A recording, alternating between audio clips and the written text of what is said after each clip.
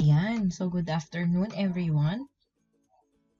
So, today meron tayong pag-uusapan na bagong module.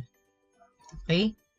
And, nauna na tayo doon sa modules 1 to 6, diba? Meron tayong life skills, self-directed modules 1 to 6. So, eto, bakit siya bago? Kasi, wala siyang self-directed. Kakalabas lang talaga as in netong module 7, 8, and 9 ng life skills. Self-directed modules. Ayan. So, may mga nagtatanong din kung bakit hindi ko to pin-PowerPoint.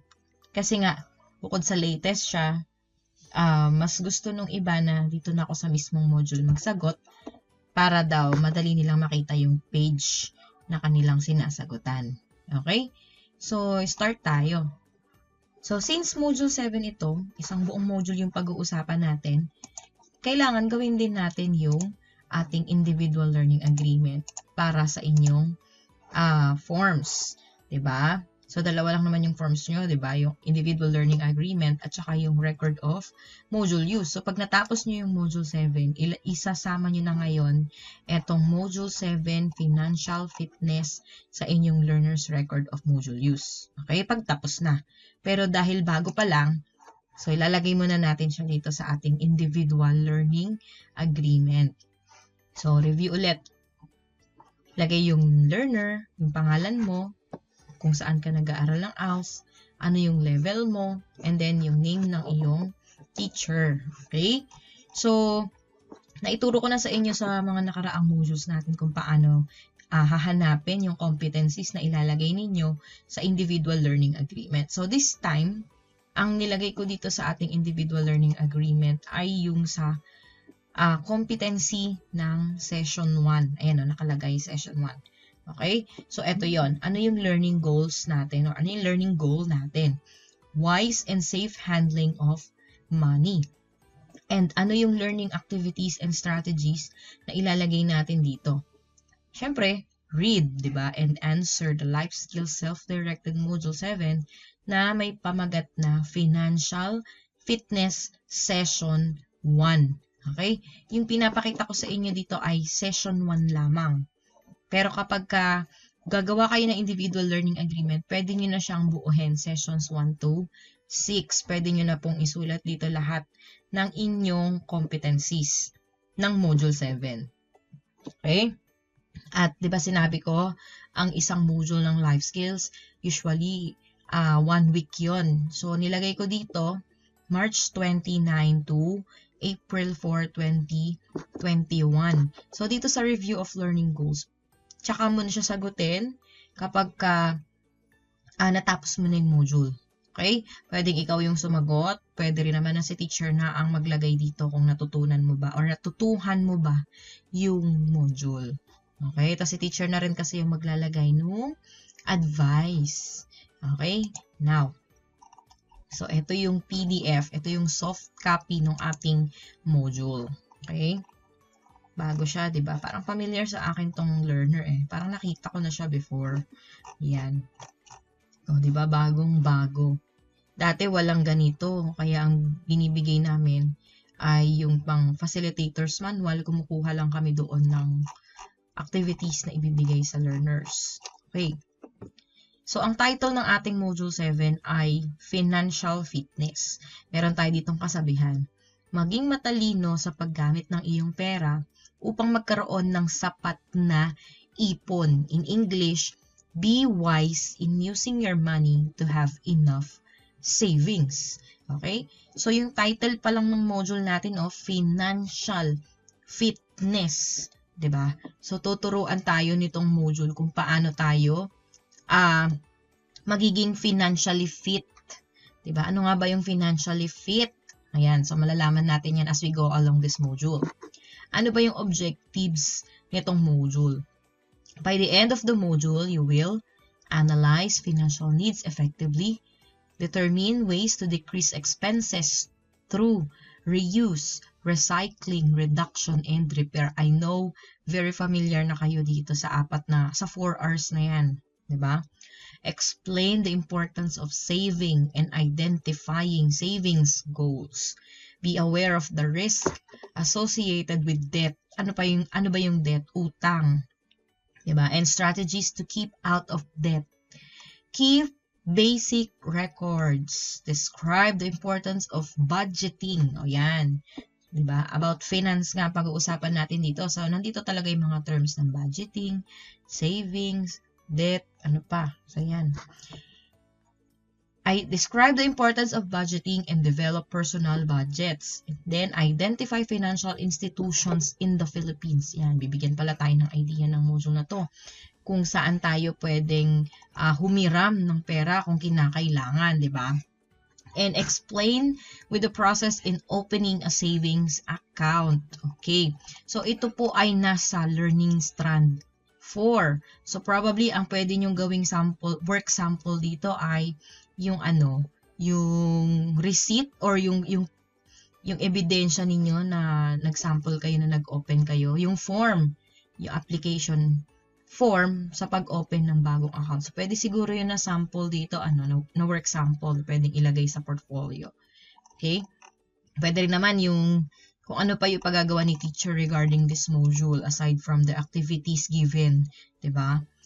In this module, we will have 6 sessions na pag-uusapan. Okay? But for this video, tayo po ay nasa session 1 pa lang. Okay? Hahati-hatiin ko kasi yung iba kulang sa sa data. Okay? Ayan. So, session 1, need for finance. Session 2, financial fitness. Session 3, saving. Session 4, managing debt. Session 5, record keeping and budgeting. Session 6, exploring savings and loans in the Philippines. Okay? Doon sa facilitator's manual, walang written assignments. Pero dito sa ating self-directed, meron na siyang written assignments. So, pareho na doon sa self-directed modules 1 to 6. Okay? So, kung bibilangin natin ito sa module 7, meron tayong ilan to? 18, 19, 20, 21. So, meron tayong 21 outputs na kailangang ipasa para masabing natapos mo yung module 7. Okay? So, lahat ito ay kailangan ninyong gawin para masabing tapos ninyo yung module 7. Okay. Dito tayo ngayon sa session 1. Need for finance. Okay? Ito ay kabilang sa learning strand for life and career skills. Ang content standard nito ay sustainable consumption. Performance standard F. Apply working knowledge, attitudes, and life skills as a consumer to promote more sustainable living. Okay? Sabi niya dito, ano daw yung dapat nating gagawin pagka dito sa anong performance standard siya kabilang? Apply working knowledge. Ibig sabihin, more on application yung gagawin natin dito, di ba? May idea na kaagad kayo. Ano yung learning competencies? Ito ay nasa number 12. Wise and safe handling of money ng learning strand 4. Diba? Life and career. Okay? So, ito yung ilalagay ninyo sa individual learning agreement. Now, ano yung key topics and learning points natin dito?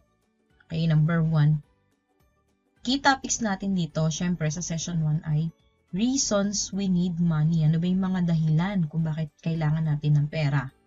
Diba? And then yung number 2, ways of accessing money. Ano ba yung mga paraan? Okay? Para maka-access o magkaroon ng pera. Okay? Ano naman yung mga learning points natin dito? Sabi, we have different needs for money that change at different stages of life. Oo nga naman, meron tayong iba-ibang pangangailangan na nagbabago sa iba't ibang stages ng ating buhay. Ano ba yung mga stages ng ating buhay? Siyempre, pagkabata mo, naging teenager ka, hanggang sa naging working ka na, hanggang sa tumanda ka na, yun yung mga stages of life natin. 'Di ba? We need to plan how to get money for the things that we need. Okay? Plano. Paano daw tayo makakakuha ng pera para doon sa mga bagay na kailangan natin. And then we can get money by borrowing, saving, and working to earn money. So generally, meron tayong 3 ways kung paano tayo makaka-access ng pera. Okay? Through borrowing, panghihiram, saving, magsisave ka, mag-iipon ka, and working, magtatrabaho ka muna. 'Di ba? Okay. Dito tayo sa activity 1. Needing and accessing money. Ano yung objectives natin dito sa activity 1? Identify things for which money is needed. Okay? Identify how the things for which money is needed may change as life situations change. Alamin daw natin yung kung paano daw nagbabago yung pangangailangan sa pera. Okay? Sa iba't ibang life situations. And then recognize the need for planning ahead about money. Distinguish between ways to access money including borrowing, saving, and working to earn money. So, iisa-isahin natin yan. So, welcome to Module 7, Financial Fitness. In the previous module, we learned about the rights and responsibilities of workers and employers. Let's take a moment to review some of those points. So, ito yung maganda sa life skills self-directed. Laging merong review. Diba? Okay. So, dito tayo sa unang question. What 3 things did you learn from the previous module on rights and responsibilities of workers and employers? Ano daw yung 3 natutunan mo doon sa previous module natin, yung module 6? Okay? So, nagbigay ako dito ng sample answer. So, in the previous module, I learned, di ba kulang ng I learned the different rights and responsibilities of employees and employers. Okay? So, nalaman ko yung iba't ibang karapatan at responsibilidad ng mga manggagawa at the same time yung mga boss o yung mga employers doon sa Module 6. I also realized that every right has a corresponding responsibility. Diba, napag-aralan naman natin yun na ang bawat karapatan ay may kaakibat na responsibilidad. Okay?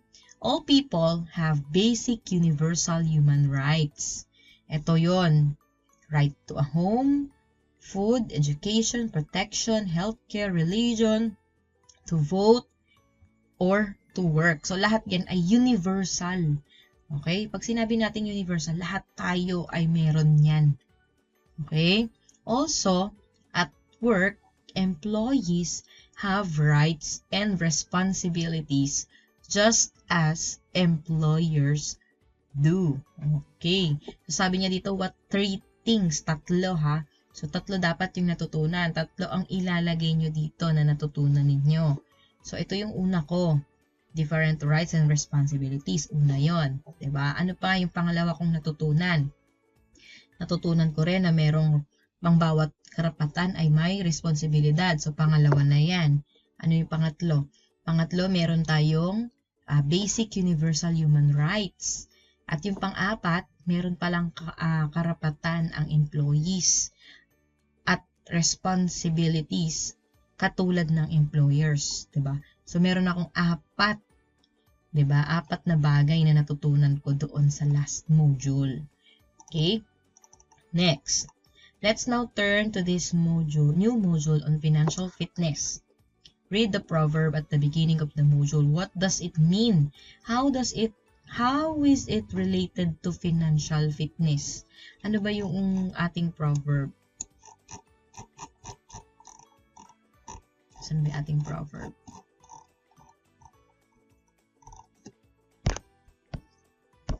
Iyon. Maging matalino sa paggamit ng iyong pera upang magkaroon ng sapat na ipon. Sa English daw, be wise in using your money to have enough savings. So, paano daw nagkakaugnay etong ating kasabihan dito sa ating Module 7? Diba?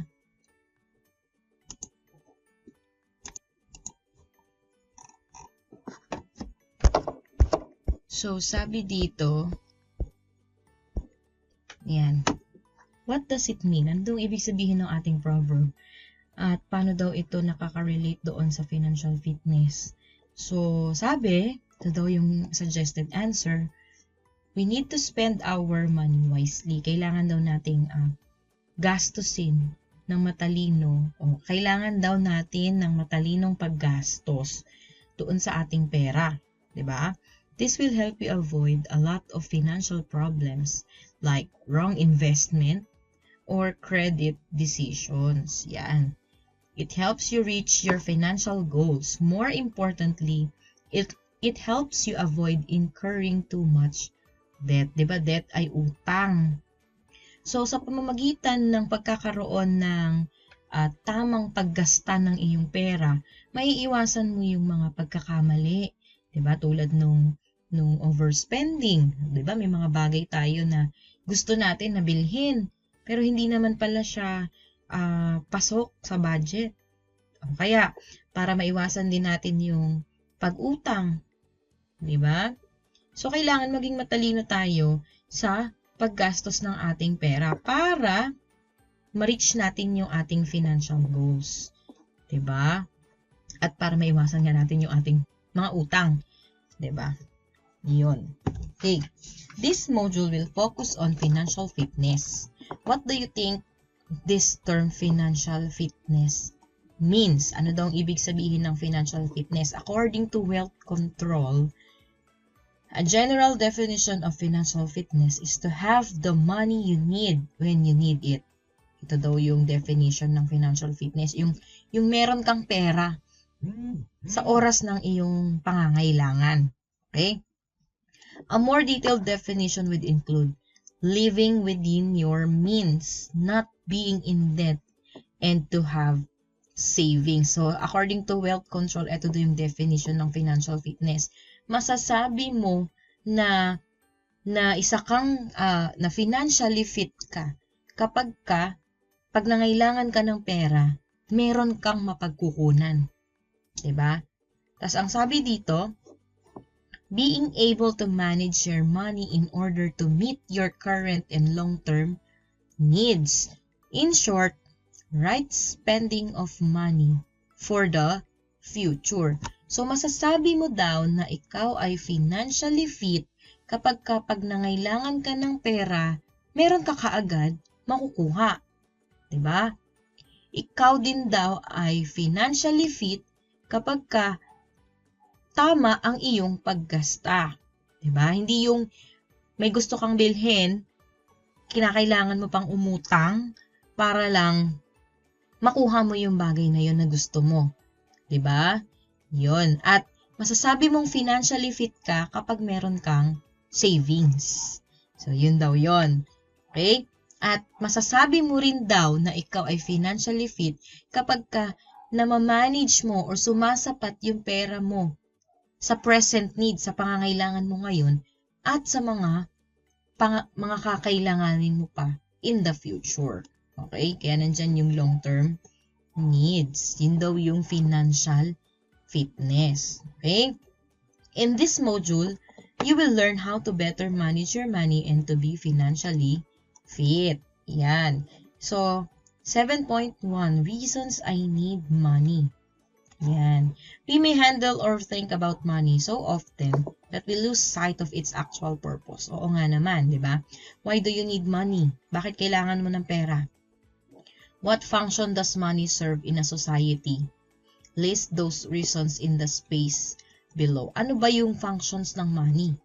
Sabi nga, di ba, money controls everything. Ang pera na daw ang kumokontrol sa lahat. Di ba? Ano ba yung functions ng money? Siyempre, meron tayong tatlong functions ng money. Una, medium of exchange. Bakit siya tinawag na medium of exchange? Kasi dati naalala ninyo, barter. 'Di ba? So, dati, magpalit lang kayo ng baka sa kanya. Sa kanya ay baka. Tapos dun sa kapalitan mo ay ganitong bagay lang. Barter ang tawag doon, gamit sa gamit. Ngayon, hindi na po. Pera na po ang binibigay as medium of exchange. Diba, pag bibili tayo ng baka, pera na ngayon ang binibigay. So, yun na yung medium of exchange natin. A measure of value. Okay, balik tayo dun sa baka. Tapos doon sa maliit na gamit. So, yung gamit na yun, hindi mo masyadong, hindi specific, hindi particular yung value. Diba? Kaya nga, by the looks lang ang mangyayari. Ito, magandang klase itong bagay na to. Ipalit ko sa baka mo. Diba? Kahit na ang laki na ng ginastos mo doon sa baka. So, hindi masyadong accurate yung value nung palitan. Pero dahil may pera na, nagkaroon ngayon ng specific measure yung bawat bagay. 'Di ba? So, let's say, itong gamit na to, it is worth 5,000. So, meron na kaagad value yung bagay na yun. Nabigyan mo na siya ng value. Yun yung purpose ng pera. 'Di ba? Magkaroon ng a measure of value. And then, a store of value. Pag sinabi nating store of value, eto na yung mga savings mo. Okay? So, meron ka dito, let's say meron ka sa bangko na 20,000. Diba? Meron kang 50,000. Okay? Hindi yung, meron akong 2 baboy. Meron akong 3 baka. Yun. Diba? Dati ganun yung, yung usapan. Ngayon kasi pera na. So, merong specific na na ngayon na batayan. May specific measure na. Okay? So, ulitin ko meron tayong 3 functions of money. Una, medium of exchange, a measure of value, and a store of value. Okay? So, for me, ang sagot dito, why do I need money? Bakit kailangan ko ng pera? Ako, bilang isang tao, bakit kailangan ko ng pera? Of course, ito yun. I need money to provide my needs. Ano ba yung needs ko? Food. O, diba? Nagugutom ako. So, gusto kong kumain. Kailangan ko ng pera, pambili ng pagkain. Gusto kong bumili ng damit, kailangan ko ng damit. So, kailangan ko ng pera, pambiling damit. Kailangan ko ng bahay. Diba? At kailangan kong magbayad doon sa aking mga ginamit o mga kinonsumo. Diba? Yan yung mga bills natin, kuryente, tubig. Yan. Kaya kailangan ko ng pera. Kasi lahat po ito ay aking pangangailangan. Diba? Okay. Next. I need money for my education. Kailangan ko ng pera kasi nag-aaral ako eh. Diba? Pamasahe, baon, pang-load, pang-data, cellphone, pambiling cellphone, pang-paprint, pambili ko ng school supplies. So yun, kailangan ko ng pera doon. Okay? And then next, I need money for my healthcare. Pag sinabi nating healthcare, vitamins ko. Diba? Kailangan ko ng pera para masustain ko yung health ko. Hindi ako magkasakit, lalo ngayon, pandemic. Diba? So, yun yung reasons ko kung bakit kailangan ko ng pera. Okay? So, ikaw, kung marami ka pang reasons kung bakit kailangan mo ng pera, you can write it. Okay? I'm just giving you a sample answer only. Okay. So, meron siya sinabi rito. The reasons that we need money, however, may not always stay the same over the course of a lifetime. So, hindi consistent yung pangangailangan natin sa pera. Okay? Nagbabago yan. For instance, as a teenager, you might need books for school. Okay? Kung teenager ka, nag-aaral ka, high school ka, kailangan mo ng books.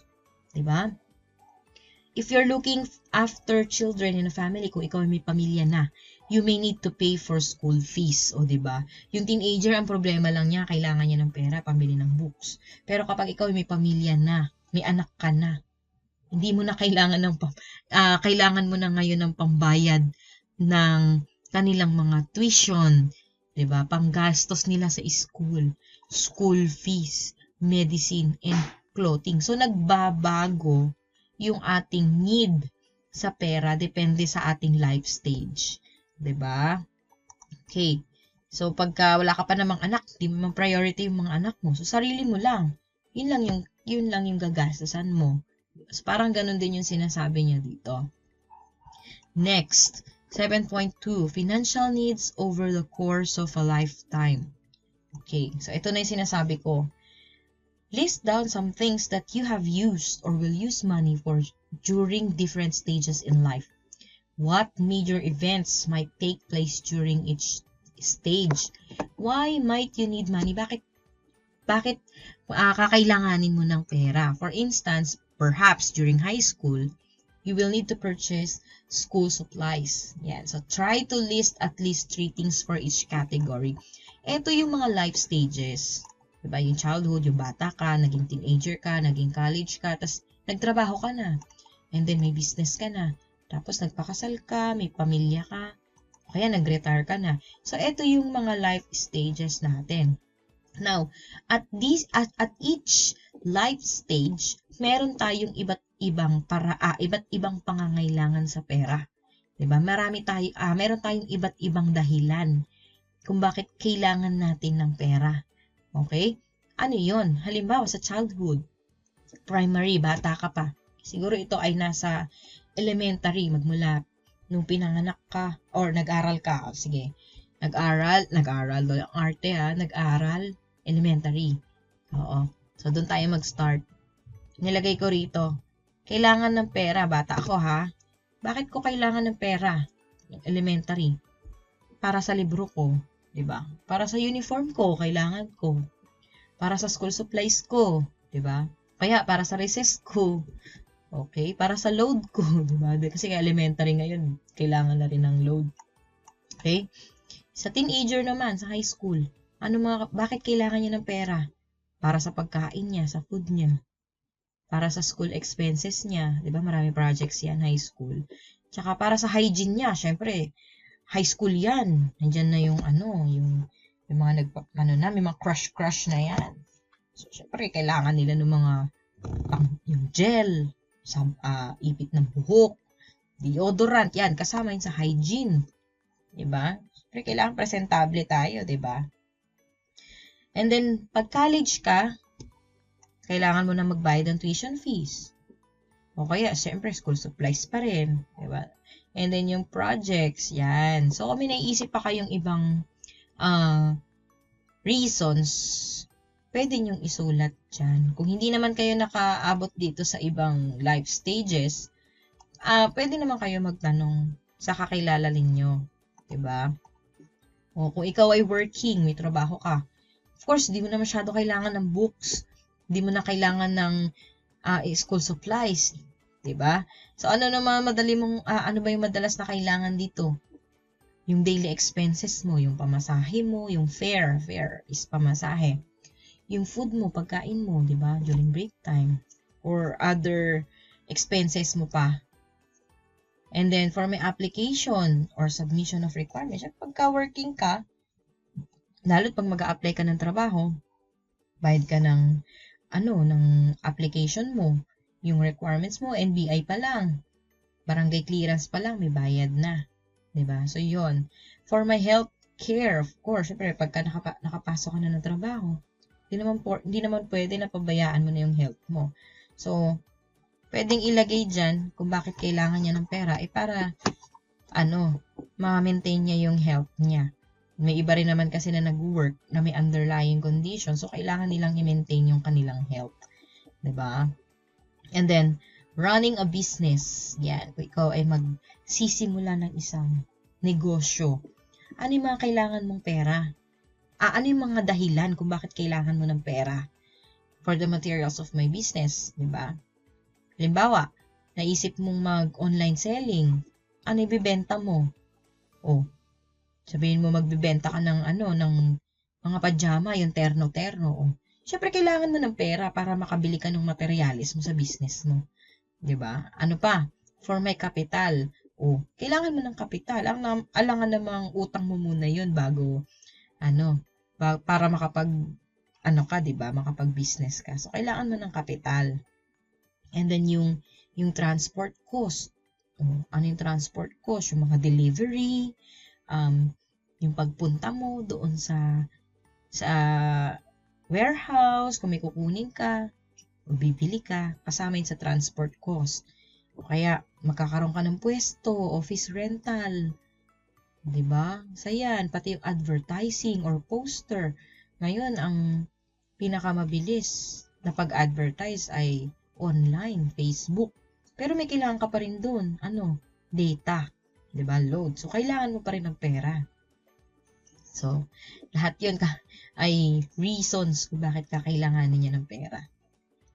Now, pag ikaw naman ay may family na, kinasal ka na, looking after family and children, ano yung mga kailangan mo ngayon ano yung mga dahilan kung bakit kailangan mo ng pera? Siyempre, school fees ng mga anak mo, di ba? O, school supplies nila, data nila, o, yung mga gagamitin nila, uniform, okay? Kaya, medicines, yan.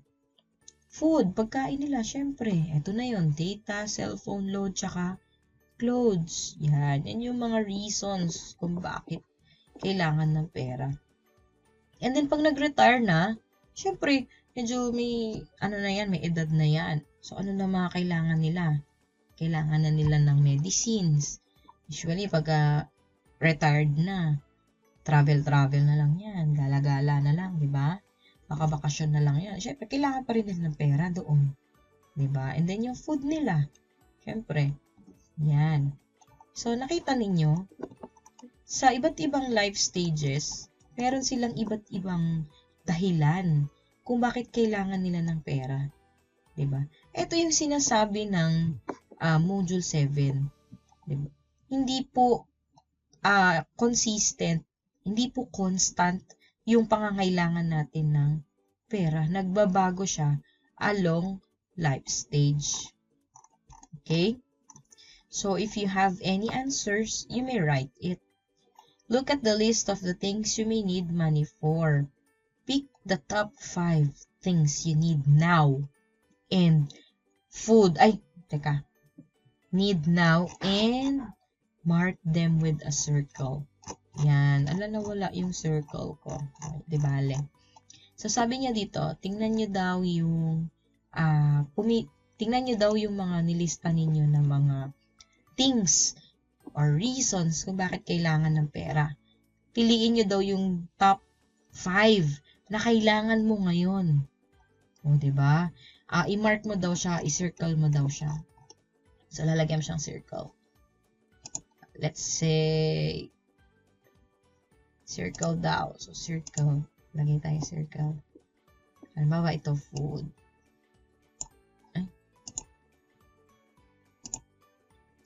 Ayan, food. Ayan. So, ganito gagawin ninyo, ha? Kailangan may circle. Yan. O, yan. Naglagay ako ng sample na isa. Pero nilista ko na siya dito. Pero ang dapat na sagot dito ay isi-circle nyo, ha? Hindi isusulat yung sagot sa baba. Okay. Ano yung 5 kong kailangan? Siyempre, kailangan ko ng food. Okay? Cellphone and load, data, school supplies. Ano pa yung kailangan ko dito? Ito yung cellphone, load, data, school supplies. Ano pang kailangan ko? Kailangan ko rin ng medicines. Kailangan ko rin ng clothes. Yan. So, yun yung top 5 na kailangan ko. Okay? Sa ngayon. So, kayo, kung meron kayong ibang choice, ibang options, pwede nyo ilagay yon dito. Okay po? Okay. So, basahin natin to. We often need things immediately, but do not have enough money to pay for them. So, meron tayong mga pangangailangan na at kailangan agad-agad. Dapat meron tayong pera. Pero minsan, kulang. Diba? Wala tayong pera pambayad doon sa mga yon. Has this situation ever happened to you? Nangyari na ba yun sa'yo? Though we may feel alone or isolated in these moments, many people have faced such challenges. Learning from others can help to provide perspective. So, magtatanong tayo ngayon dito sa iba. Okay? Kung hindi mo pa naranasan or kung naranasan mo na, i-reminisce mo, alalahanin mo kung ano yung pagkakataon na yun, kung kailan nangailangan ka ng pera. As in, kailangan mo talaga tapos wala kang bayad. Diba? Wala kang makuha. Yun. Anong ginawa mo nung nangailangan ka? Okay? So, alalahanin mo yon. Kasi, dito na papasok yung ating 7.3. How adults I know and trust have access money. So, ano yon? Talk to your parents or older adults such as neighbors, friends, or other relatives about whether they have faced a situation where they did not have enough money to pay for something.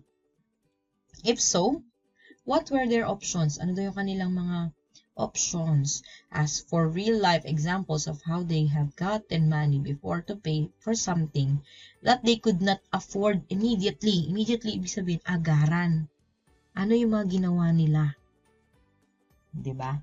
Para magkaroon sila ng pera talaga na agaran.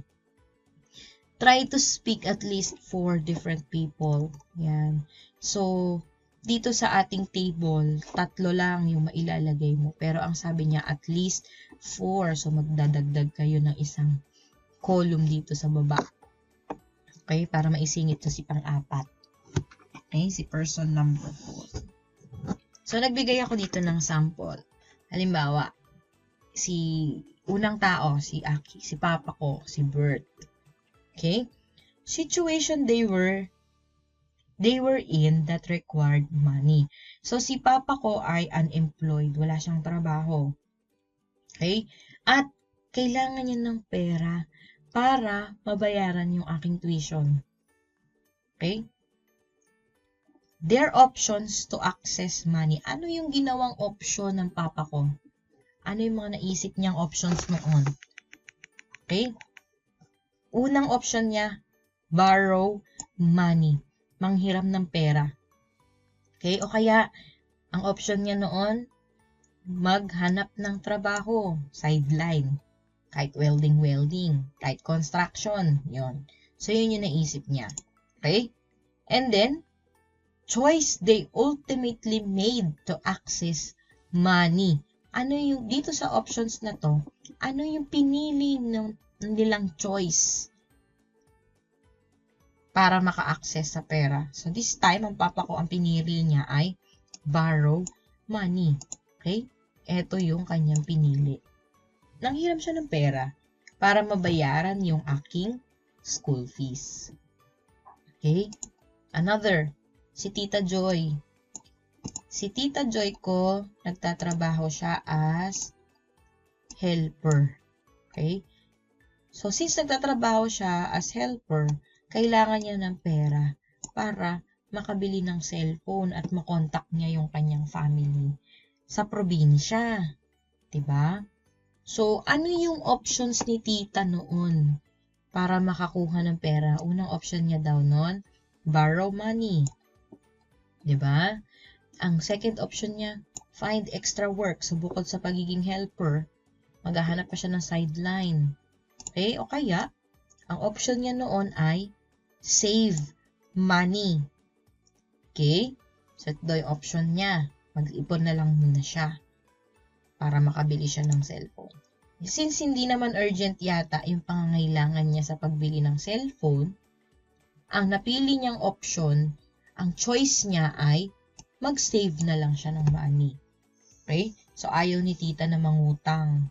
Di rin siya nakahanap ng extra work. Kaya, ang choice na lang na pinili niya para magkaroon siya ng pera ay nag-ipon na lang siya. Okay? Next. Si Tita Alice naman. Si naduling. Ayan, si Ate Alice. Siya ay estudyante at kailangan niyang magbayad ng kanyang school fees. So, kailangan niya ng pera. Okay? Ano yung options niya nun? Una, borrow money, manghiram. Sunod, maghanap ng trabaho. Diba? Tapos, ang option niya pa noon, mag-apply siya ng scholarship. At meron pa siya isang option noon, ask for help to a family member. Papatulong siya sa isang family member nila. Okay? And then, yung choice na pinili ni Ate Alice dito para magkaroon siya ng pera sa kanyang school fees ay apply for a grant of scholarship. Yan. So, ito yung kanyang choice. Okay? So, ganito rin yung gagawin ninyo sa 7.3. Okay? So, kailangan 4. Magdadagdag pa kayo ng isa. Lilista nyo lang naman. Okay? Next. 7.4. Comparing different ways of accessing money. So, meron tayong nabanggit kanina sa taas, di ba? Marami tayong ways para mag-access ng money. Now, take a moment to analyze the findings of your interviews. Based on your interviews with trusted adults or friends, fill out the chart below. So, ito daw yung chart. Ways of accessing money. How many people interviewed chose this option? Ilang tao daw na na-interview mo yung pumili ng ganitong option. Okay? And then, circle the action or actions that they took. Ano yung action na kanilang ginawa? Okay? Ano yung mga ways of accessing money? Saving, working, borrowing, and finding other means. So, sa saving, ang pumili ng saving kanina ay only one lang, si Tita Joy. Okay? Ano yung action niya na ginawa? Ano yung action na ginawa niya? Nag-save siya. Ano yung action na ginawa niya? Nag-save ba siya sa bangko? Nag-save ba siya sa ilalim ng kanyang higaan? Okay? Or nag-save siya sa community savings group? Diba meron yan yung yung impukan. Yun. Kaya sa mga cooperatives, nag-save ba siya doon? Okay? So, si Tita Joy, ang ginawa niya, yung sahod niya, inipon niya lang sa kanyang bulsa. Inipon niya lang sa kanyang higaan. Kaya ang choice niya dito ay saving under your bed. Diba? Ang inipon niya lang. Wala naman siyang ginawa. Tinago niya lang yung pera niya. Okay? Sa working, meron bang po working dito na kumuha? Wala eh. So, none. Okay? So, if ever na meron man kayo na working ang pinili, tatanungin nyo ngayon kung ano yung action na kanyang ginawa. Working in a job that pays a salary or a wage? Earning money from a part-time? Nag-part-time ba siya? Or nag-start siya ng business niya? So, yun. Pipiliin nyo lang. Isi-circle nyo lang yung kanyang action na ginawa. Okay? And then, borrowing. Only one din, si Papa. Ano ginawa niya action? Sabi niya, nangutang siya, di ba? Ano yung action na ginawa niya? Borrowing from family members, borrowing from the bank, borrowing from a community savings group. Ang ginawa ni Papa, nangutang lang siya sa family members niya, sa kapatid niya. Diba? Okay. Finding other means. Only one lang din, si Ate Alice. Ano yun? Buying on credit. Yung nangutang ka para mabili mo. Diba? Uso yan, yung home credit. Tsaka yung kasyalo sa SM. Diba? O kaya, applying for a grant of scholarship. O kaya naman ay receiving gifts of money or others. Okay? So, kung ano yung action na ginawa niya dito, i-circle mo lang. Ang ginawa ni Ate Alice, nag-apply siya ng grant for scholarship. Okay? So, kung meron pa kayong iba aside from these options or actions, pwedeng yung isulat dito sa space provided. Okay? In your opinion, which is the best way to access money? Why? Ano daw dito sa ways of accessing money ang best, di ba? Rank these options from 1 being the best to 4. List the advantages to each option below. So, syempre, for me, ang rank 1, yung ways ito yung paraan. Paraan daw para ma-access mo, magkaroon ka ng pera. Ano yung pinaka-rank 1 ko dito? Syempre, borrow. Bakit borrow? Lalo kung urgent, borrow. Kasi, ano advantage nito? Fastest way. Ito yung pinakamabilis. Diba? Manghihiram ka lang. So, mabilis siya. Ano naman ang disadvantage nito? syempre, prone ka sa credit, sa debt, or utang. Magkakaroon ka ng utang. Ito yung disadvantage niya. Mabilis nga siya, yung paghirama, mabilis siya, pero magkakaroon ka naman ng utang. Utang mo na kailangan mo ring bayaran. Okay? Dito naman, sa saving, sa save. Oh, ito yung way mo para magkaroon ka ng pera, mag-save ka. Anong advantage nito? Meron kang pera. Gagamitin mo sa future. Diba? Kailanganin mo. Meron ka mabubunot. Diba? Ano naman ang disadvantage nito? Siyempre, matagal. It takes a lot of time. So, halimbawa, may gusto kang bilhin na cellphone, na latest. Gusto mo na siya kaagad. Diba? O, kailangan, ang option mo lang ay mag-save ka. Matagal.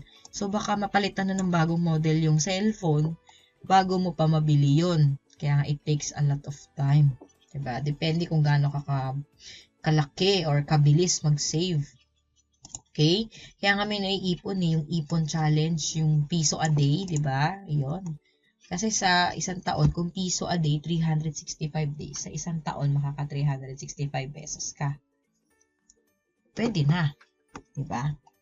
Pero kung gagawin mo siya mas malaki doon, mas malaki. Yun lang, kailangan pag-save ang option para maka-access ng pera. Kailangan talaga disiplina. Diba? Okay. Next, rank 3, work or find a job. Okay, ano advantage nito? Siyempre, magkakaroon ka ng chance para ma-increase mo yung pera mo. Bakit?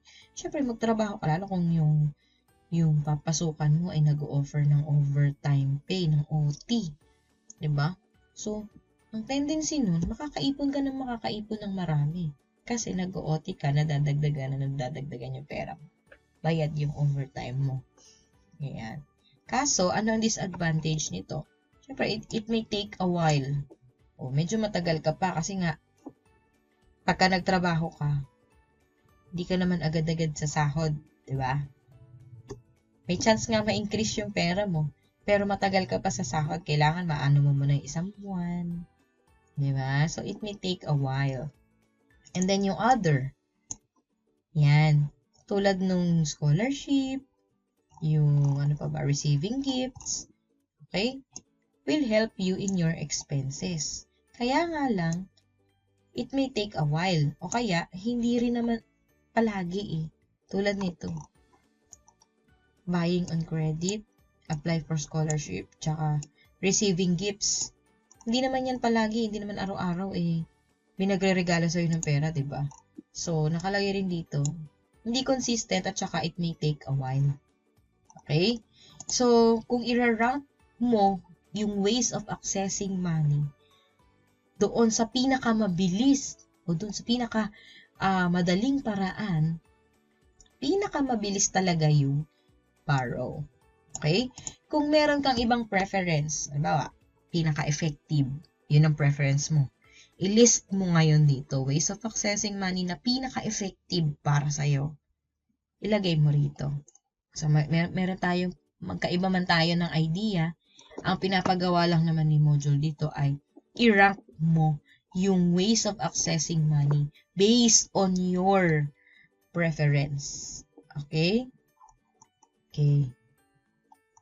There are advantages and disadvantages to each way of accessing money. Of course, some ways of accessing money such as theft are never acceptable. Your rankings may change as you grow older. So ako dahil may edad na ako, ito yung ito yung ranking ko. Ikaw na nag-aaral ka, baka iba yung ranking mo dito sa ranking ko. Okay, pero sabi niya dito, theft, yung syempre gusto mo ng pinakamabilis na paraan. Magnanakaw na lang, mangungupit na lang ng sukli. 'Di ba? So hindi yun katanggap-tanggap. Kung mag-a-access ka ng pera in a bad way, in a bad manner, hindi siya acceptable. Okay po? Now, dito tayo sa learner's reflection. Module 7, Financial Fitness. So, ganun din, sasagutin nyo lang naman din siya. Meron naman siyang Filipino translation. Kaya, madaling sagutin. Check nyo lang naman to kung meron ka ng karanasan. Diba? Okay.